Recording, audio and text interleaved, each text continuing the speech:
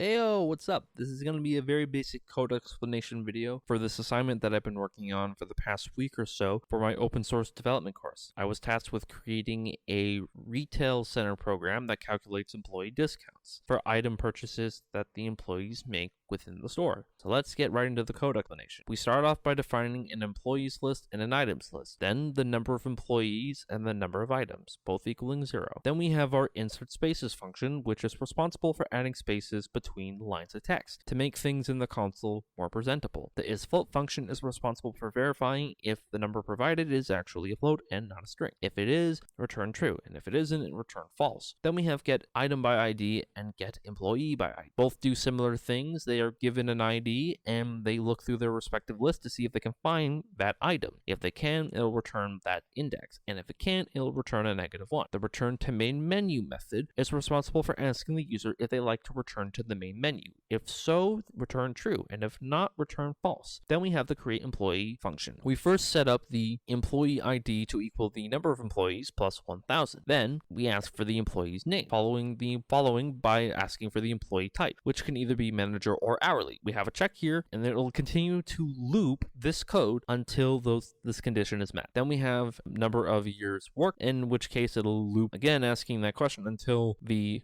employee experience is actually a number and not a string. Now, the way that the discount percentage works is that the employee gets 2% added to their account every year that they worked at the company, but they can only have a max of 10%. So if their employee experience is beyond 5 years, they will have 10%, regardless of how many years they've worked on past 5. Now, the manager gets a base 10% added to that, so they get a max of 20%. Anyway, that discount percentage is then divided by 100 to get the decimal notation. Then we store all of the information entered above into a temp variable, which then gets added to the employee list by using employees.insert, the number of employees, and then the temp variable. And then number of employees gets incremented to 1. Then we have a while true loop that asks, would you like to add another employee to the system? If so, return add another employee. And if not, break. Then user input is equal to return main menu, which will return either true or false, and then return user input, which will then get used in the main method to determine what to do at that point. Now, the create item function does pretty much similarly to what the create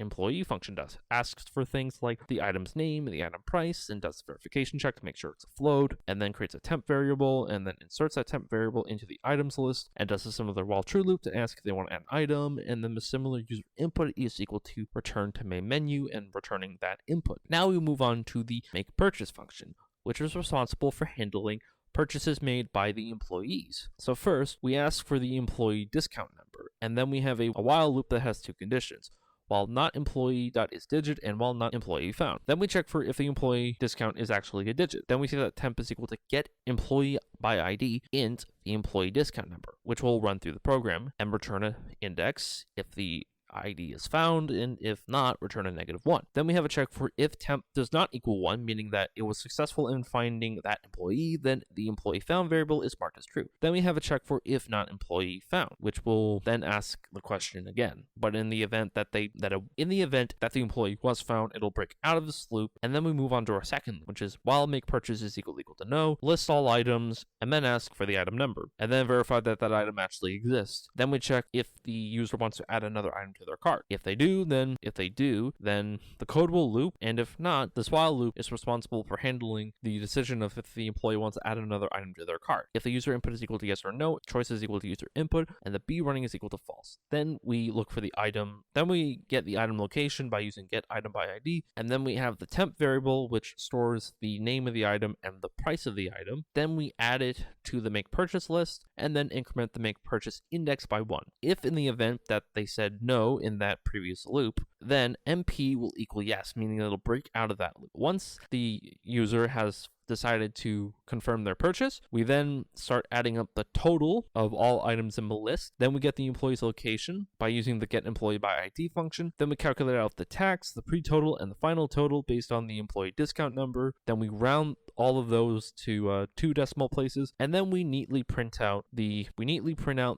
receipt by listing all items in the list. Then listing out the total, tax, pre-total, and the discounted total. And then lastly, we have the user input is equal to return to main menu, and then it will return that user input. Lastly, we have the display all employee summary, which will simply neatly print out all employees in the system.